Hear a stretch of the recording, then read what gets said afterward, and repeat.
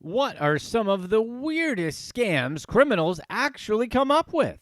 Let's get right to it with number 6, a vacation to Scam-biza. Hannah Jones thought she had booked a luxury Ibiza vacation villa for her and her friends, but lost thousands of dollars to an Airbnb scam. The charity worker found the fake property on Airbnb's app. The listing looked legitimate, with photos and positive reviews, and the host, Anna, had a verified identity and superhost status. Jones read 31 positive reviews that raved about how gorgeous the villa was and how accommodating Anna had been during their stay. Since Anna specified that she wanted to talk to people directly before they booked, Jones contacted the host for details. This didn't raise any alarms with Jones, as it's a common practice for the host to speak to a potential guest. After some communication, Anna sent Jones a payment link, and the $3,700 for her vacation with her friends was set. The link looked like it was to Airbnb, but it was actually a fake page mimicking the site. After paying, Jones received no further communication about the booking. Sensing something was wrong, she contacted Airbnb's fraud team and sent screenshots. They weren't very cooperative. The popular vacation housing platform had no information about the booking, and the original listing disappeared. Jones spoke to a representative on the phone who laughed at her, the hallmark of a great customer service rep, saying there was nothing they could do about payments outside of the platform. The chic Ibiza villa wasn't the only fake listing on the platform. Jones came across another fake property while browsing villas, which also instructed users to contact the host directly for more information. Other users reported similar situations where they would find a listing with a host that wanted to talk directly. Once the guests paid the scammers, the listing would disappear and their money would be gone. Airbnb eventually fully compensated Jones and permanently removed the host from its site. The platform released a statement reminding guests to communicate with hosts and make payments through Airbnb exclusively and not to engage away from the site. Number 5, broken seal.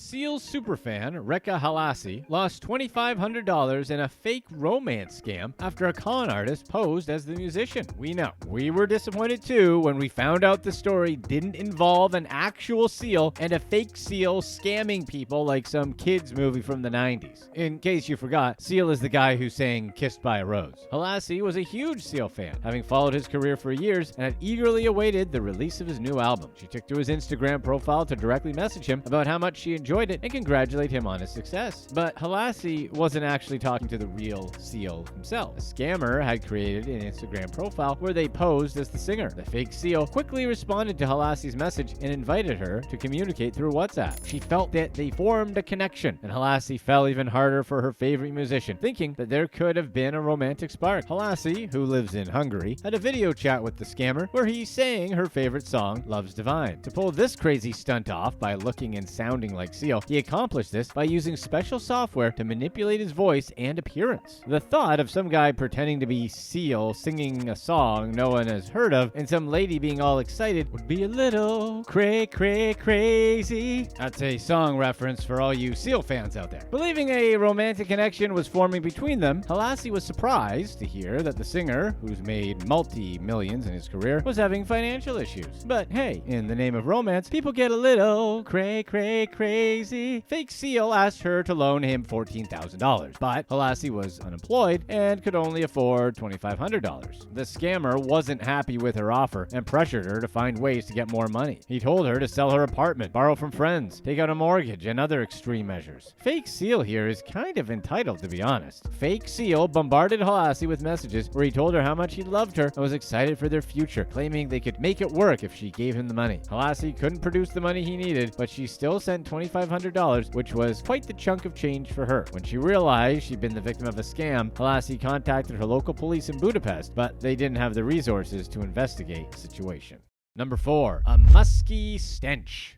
Jan McGee, a longtime Florida principal, lost her job after unfortunately trying to send $100,000 in school funds to a scammer posing as the one and only Elon Musk. McGee worked at the Burns Science and Technology Charter School in Oak Hill, Florida, and jumped at the opportunity when Elon Musk offered to invest millions into the school. The only catch was that he needed an upfront payment, which makes sense for one of the richest men in the world. The fake Musk and McGee corresponded for at least 4 months. They spoke about educational initiatives initiatives and the school's needs, which seemed to interest the billionaire. The $100,000 upfront fee was a small price to pay for the millions of dollars Musk was supposed to give the school. McGee wrote a check on the school's behalf and unknowingly sent it to the scammer. Luckily, as we had said earlier, she tried to. The money didn't get far, as the school's business manager learned of the arrangement and canceled the transaction before the check could clear. Co-workers and staff members warned McGee that she was talking to an imposter and not the real Elon Musk, but she didn't listen. Against their advice, she didn't stop corresponding with the scammer. McGee had a long-standing interest in getting financial support from Musk for the STEM school and had been reaching out to him for years. In her mind, he'd finally responded to her. When the scam came to light, several administrators threatened to quit if they had to keep working for McGee. She held a meeting with board members, administrators, and the community to apologize for her action. Although she admitted to making a mistake, McGee couldn't save her job. She resigned after staff, board members, administrators, and the community lost respect for her and believed she could no longer effectively lead the school.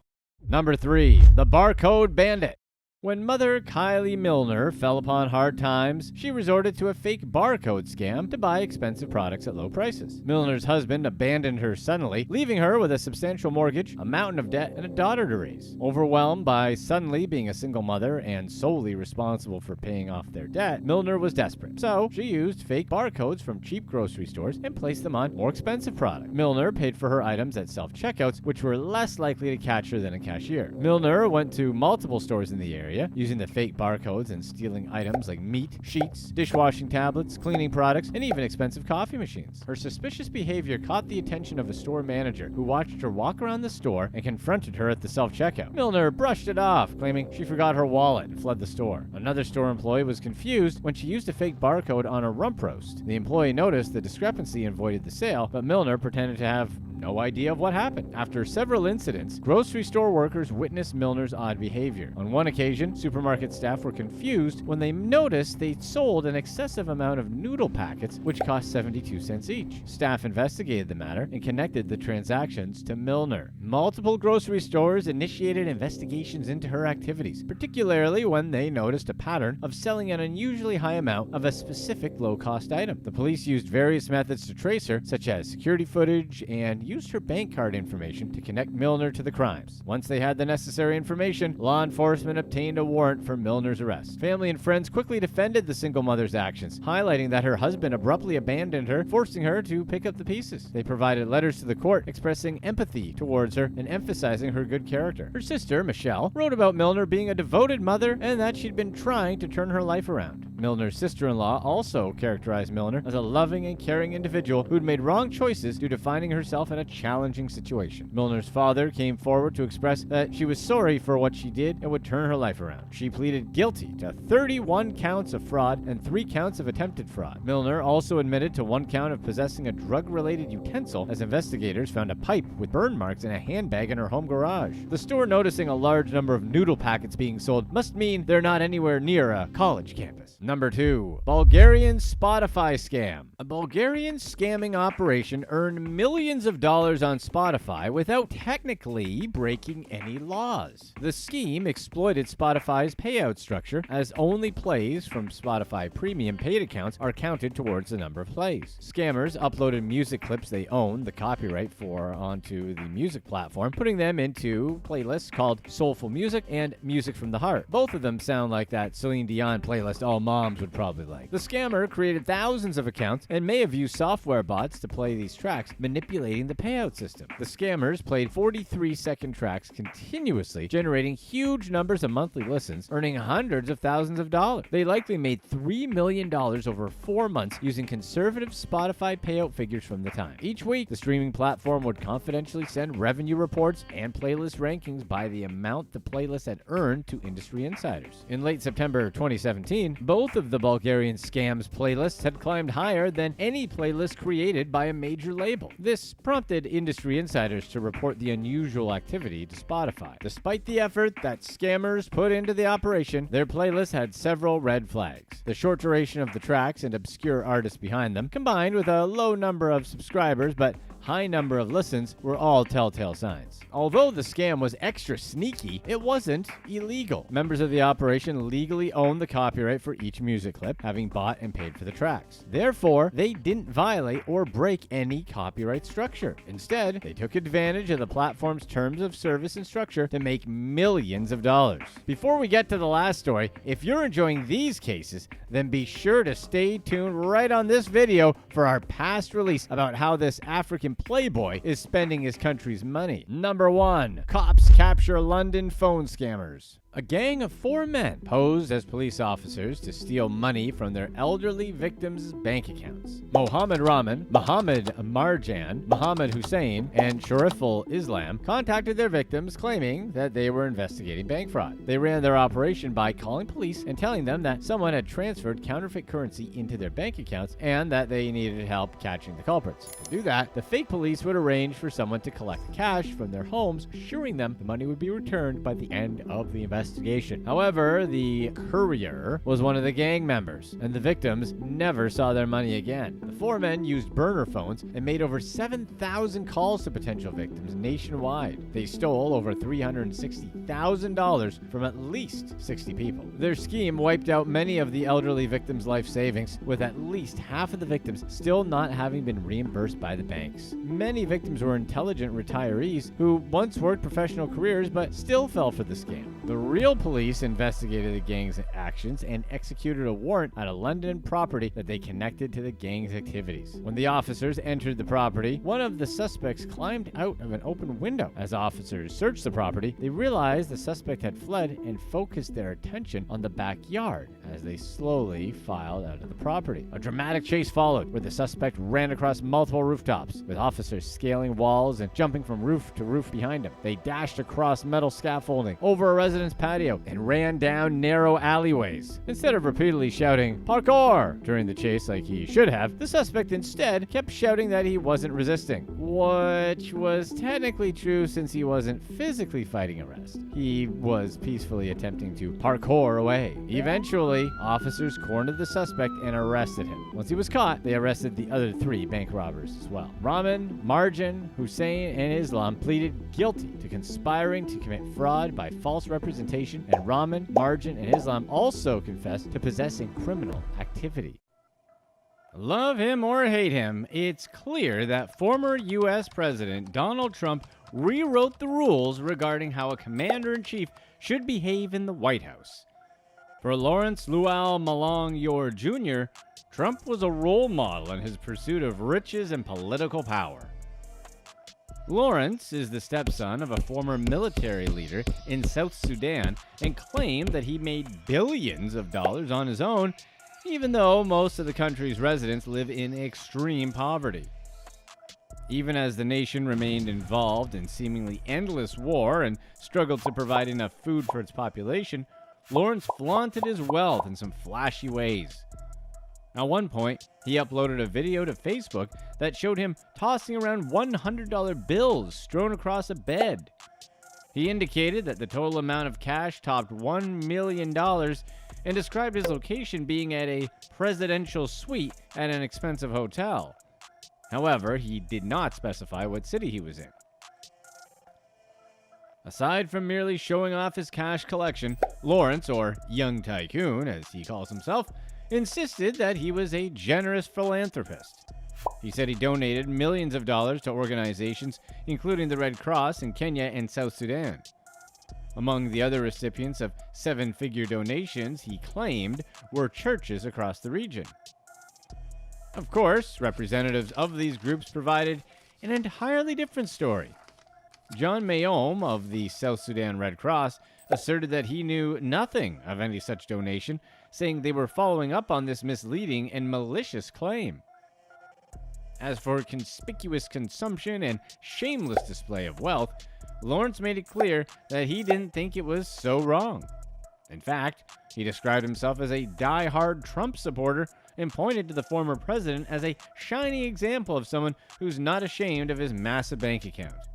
Calling his hero the world's greatest president and the world's greatest man, Lawrence said that Trump is, quote, someone who likes to show off that he's rich. In that respect, Lawrence said the two men have something in common, believing he's just like the Donald. Before exploring the scope of his daring scheme, let's look at Lawrence's background and the events that led him to a life of luxury at the expense of his suffering countrymen. As the stepson of a mighty army general with close ties to South Sudan President Salva Kiir, Lawrence was given plenty of opportunities to skim money out of the government's coffers to fund his lavish spending habits. Nevertheless, he repeatedly assured critics that his immense wealth was in no way due to his family's political connections. Instead, he attempted to portray himself as a brilliant entrepreneur who was able to amass a fortune based only on his own intelligence and hard work. That depiction of himself seemed unbelievable on its face since he had no known background in business. His behavior raised plenty of red flags, but he wasn't the first in his influential family to face severe accusations of wrongdoing. His stepfather, Paul Malong Awan, served as the military's chief of staff and allegedly used his position to carry out atrocities of all types. In addition to commanding the military to commit brutal and violent acts, the United Nations claimed that the general also forced children to fight alongside adults in the army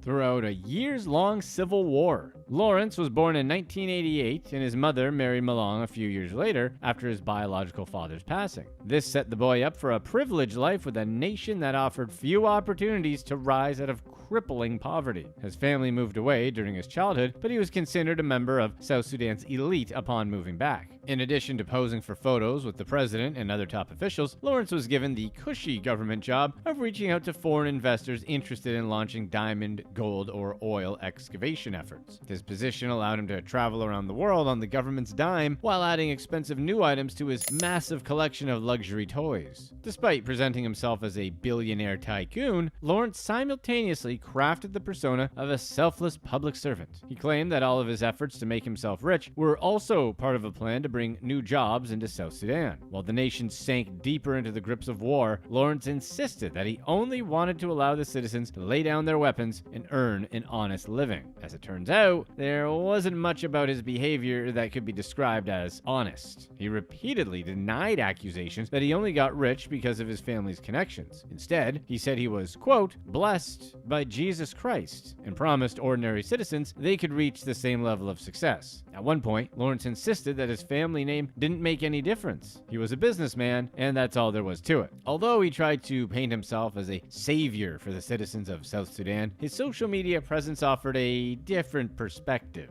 He posted Facebook pictures and videos that showed him next to private jets, luxury vehicles, and almost any other conceivable symbol of extreme wealth. Lawrence insisted that he didn't use his Facebook profile to flaunt his money and possessions when confronted with the apparent inconsistency. He didn't want to be a wealthy man, he just wanted to help his people through his Facebook. Wow, how noble. He often referred to himself using some favorite nicknames along with his staged social media posts. In addition to frequently calling himself Young Tycoon, Lawrence also posted a picture of himself flying first class and referred to himself as Smart Boy for life. Flying business class or coach, he argued, would negatively impact his ability to attract high-rolling investors. Flying economy wouldn't attract the people he needed to win over. Therefore, it's first class or nothing. While he was living the life of a pampered globetrotter, the people back home in South Sudan were embroiled in a disastrous military conflict and a lack of necessities, including food and clean water. A thorough investigation discovered how much climate change was impacting the people. Desert regions have grown hotter and more inhospitable in recent years, which has caused countless people to move away from the areas they called home their entire lives. The violence that has dominated much of the country throughout a period of internal strife has contributed to the displacement of even more South Sudanese individuals and families. The brutal civil war dates back to 2013, shortly after the country declared independence from Sudan and became the newest official nation on Earth. Before that, Sudan had been embroiled in its own violent conflict for generations. Many of the brutal practices that were common in Sudan were also upheld by the leaders of South Sudan.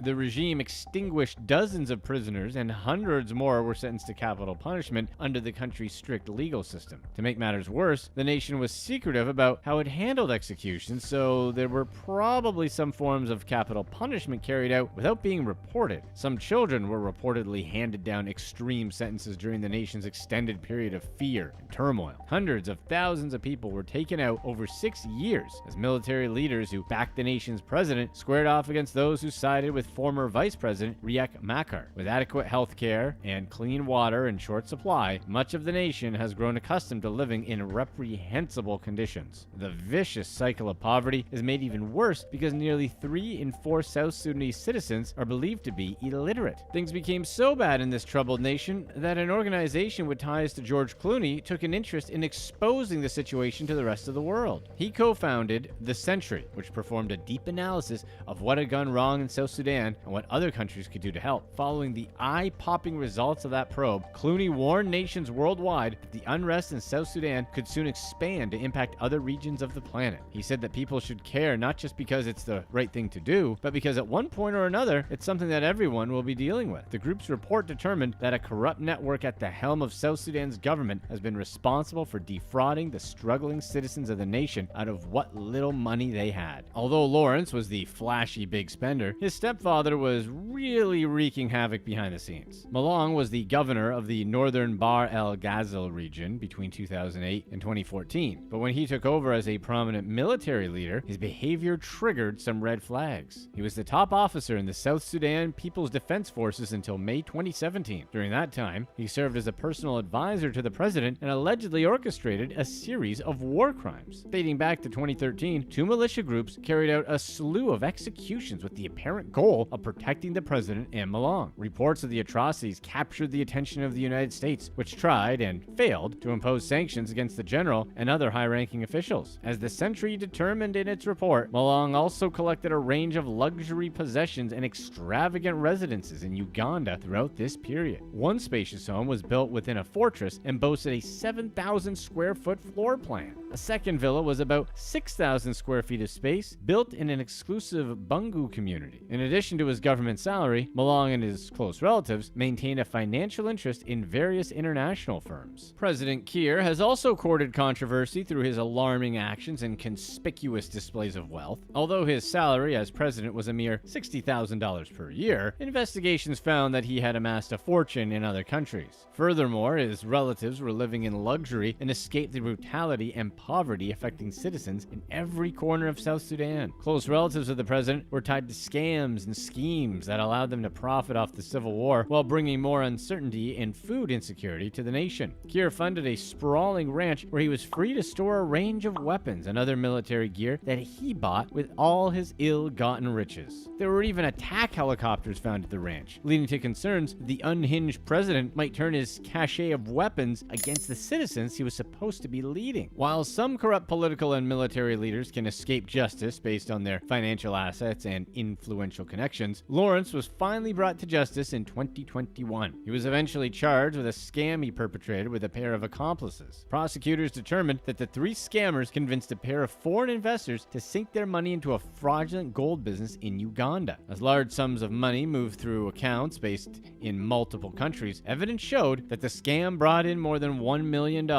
He was convicted on multiple counts, including conspiracy, obtaining money through false pretenses, and making false claims. At his sentencing, Lawrence learned he would spend 6 years behind bars for his involvement in the scheme. Although it might seem as though justice was paid in this case, plenty more work must be done to reduce the corruption and crime that continues to leave the South Sudanese people living in fear and poverty. Click to watch one of these next videos. Let us know in the comments section what you would prefer. Be given $100,000 cash to keep, or be given $300,000, but all of the money has to be gambled in any way you choose and you get to keep the winnings.